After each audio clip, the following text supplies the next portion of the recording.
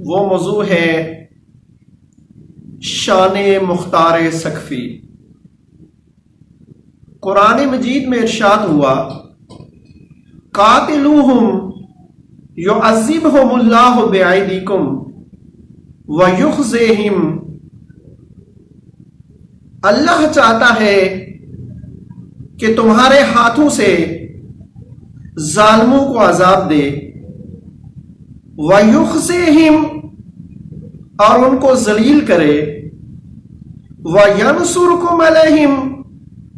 اور اللہ تمہارا مددگار ہے، وَيَشْفِ صُدُورَ قَوْمٍ مُؤْمِنِينَ، اور اللہ چاہتا ہے کہ مومنین کے کلیجوں کو ٹھنڈا کرے، وَيُذْهِبْ غَيْظَ قُلُوبِهِمْ، اور اللہ یہ چاہتا ہے کہ تمہارے دلوں سے نفرت ختم ہو۔ عزیزان گرامی، اس آیت مجیدہ کو دیکھا جائے تو سورہ توبہ کی یہ 14ویں آیت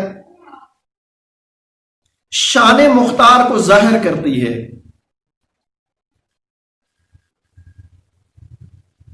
کہ مختار ہی ہیں جنہوں نے آل محمد کے سینوں کو ٹھنڈا کیا۔ روایات میں ملتا ہے کہ جب اللہ کے نبی اسلام کی تبلیغ کرتے تھے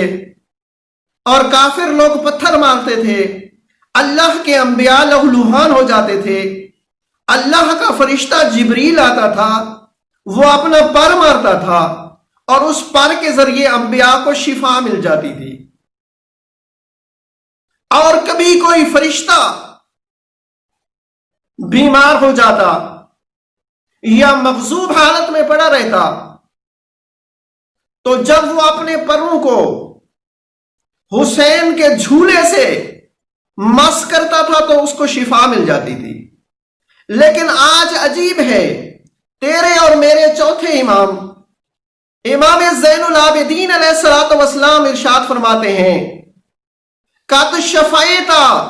صدر زین العابدین اذ قتل قاتلین۔ اے مختار، اللہ تم پہ رحمت نازل کرے، تم نے ہمارے سینوں کو شفا دی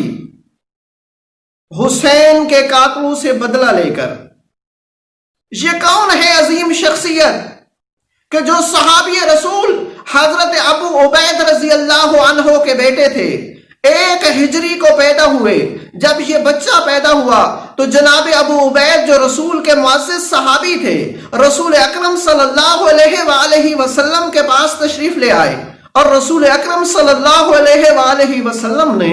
جب اس بچے کو دیکھا تو بچے کو اپنی گود میں لیا اور اس بچے کو چوما اور اس بچے کا نام منتخب کیا،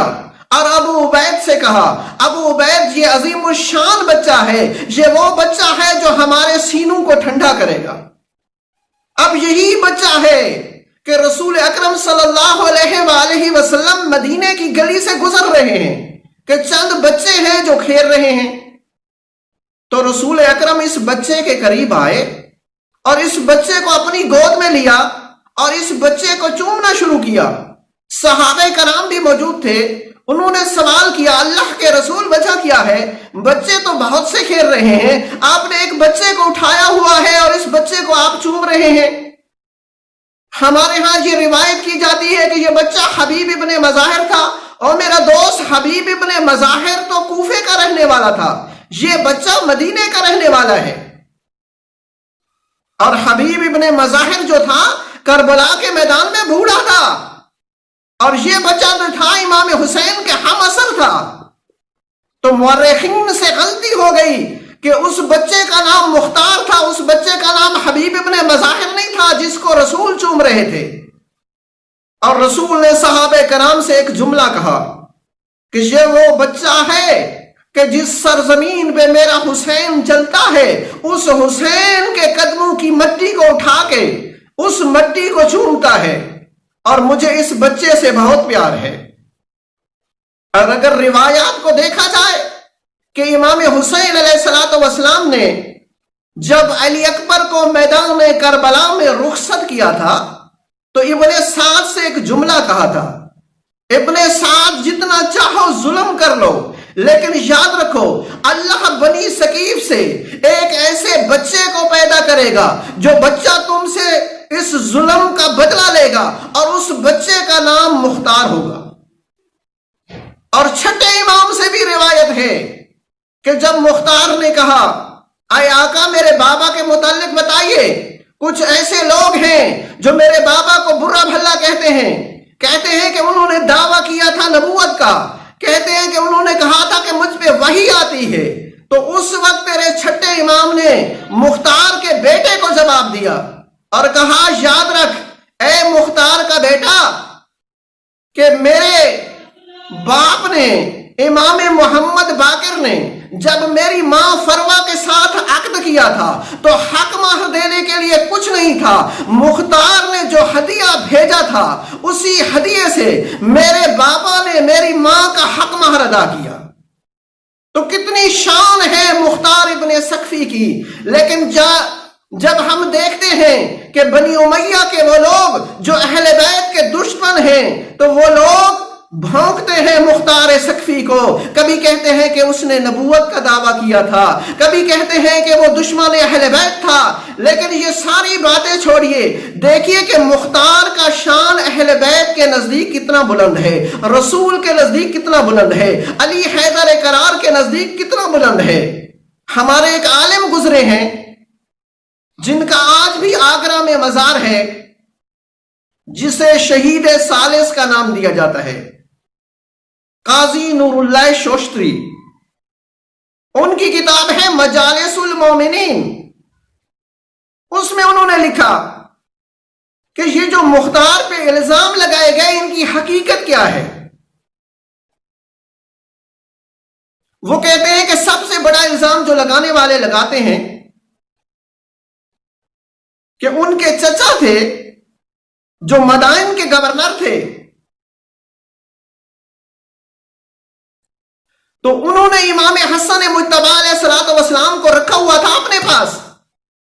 دشمنوں کے ڈر سے۔ تو مختار نے اپنے چچا سے کہا کہ کیوں نہ ہو ہم امام حسن علیہ الصلوۃ والسلام کو بیچ دیں معاویہ کی فوج کے ہاں اور بہت سا پیسہ کما لیں۔ تو اس وقت مختار کا چچا غضبناک ہو گیا اور مختار سے کہا کہ نکل جا۔ کہتے ہیں کہ اگر مختار حب اہل بیت رکھتا، اہل بیت سے محبت رکھتا تو کبھی اپنے چچا سے یہ نہ کہتا، لیکن شہید ثالث نے، قاضی نور اللہ شوشتری نے اپنی کتاب مجالس المومنین میں لکھا کہ اس کی وجہ کیا تھی۔ کہتے ہیں اس کی وجہ یہ تھی کہ مختار کو اپنے چچے پہ بھروسہ نہیں تھا۔ یہ امیر شام کا وہ دور تھا کہ بیوی کو شوہر کا پتہ نہیں، شوہر کو بیوی کا پتہ نہیں کہ اس کا مزاج کیا ہے، یہ محب اہل بیت ہے یا دشمن اہل بیت کے ساتھ ملا ہوا ہے۔ تو مختار نے ایک منصوبہ سوچا کہ میں اپنے چچے کو یہ کہتا ہوں کہ ہم امیر شام کے ہاں بیچ دیں امام حسن کو، اگر یہ راضی ہو گئے تو اس کا مطلب یہ ہے کہ یہ دشمن امام ہیں، لیکن اگر راضی نہ ہوئے تو پتہ چل جائے گا کہ یہ محب اہل بیت ہیں۔ تو اس طریقے سے مختار نے پتہ چلوایا کہ میرے چچا کا عقیدہ کیا ہے، اور اس کا عقیدہ واضح ہو گیا کہ وہ محب اہل بیت تھا۔ اس کے علاوہ کچھ ایسی روایات بھی ہیں کہ جو مذمت کرتی ہیں شان مختار کی، لیکن جب ائمہ معصومین سے پوچھا گیا کہ ایسی روایات آپ کے ہاں بیان ہوئی ہیں تو امام نے فخر سے فرمایا ہاں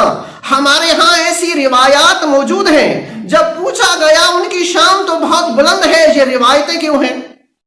تو امام نے خوبصورت جواب دیا جو سونے کے حروف سے لکھنے کے قابل ہے۔ امام فرماتے قرآن میں وہ واقعہ یاد کرو کہ جب حضرت خضر علیہ الصلوۃ والسلام حضرت موسیٰ علیہ الصلوۃ والسلام کو پڑھا رہے تھے اور جناب خضر نے کشتی میں سوراخ کر دیا تھا، موسیٰ جیسا اولی العزم پیغمبر نہیں سمجھ سکا تھا۔ اور بھائی جب موسیٰ جیسا اولی العزم پیغمبر ایک بات کو نہ سمجھ سکے تو آج کے وہ دہشت گرد لوگ بنی امیہ کے کتے کیسے سمجھے کہ شان مختار کیا ہے؟ تو امام فرماتے ہیں انہوں نے کشتی میں سوراخ کیا، ظاہری طور پر تو نظر آتا تھا کہ کشتی کی دشمنی ہے، در حقیقت کشتی والے کو فائدہ پہنچانا تھا کہ بادشاہ یہ کشتی چھوڑ دے، بادشاہ کہے کہ یہ کشتی خراب ہے۔ امام فرماتے ہیں ہم نے کبھی کبھی مذمت مختار کی اس لیے کی کہ ہم جانتے تھے مختار ہمارے قاتلوں سے بدلہ لے گا، کہیں ایسا نہ ہو لوگوں کو پتہ نہ چل جائے کہ یہ محب اہل بیت ہے تو مختار کو قتل کر دے، جب مختار قتل ہو گیا تو ہمارا بدلہ کون لے گا؟ وما الینا الا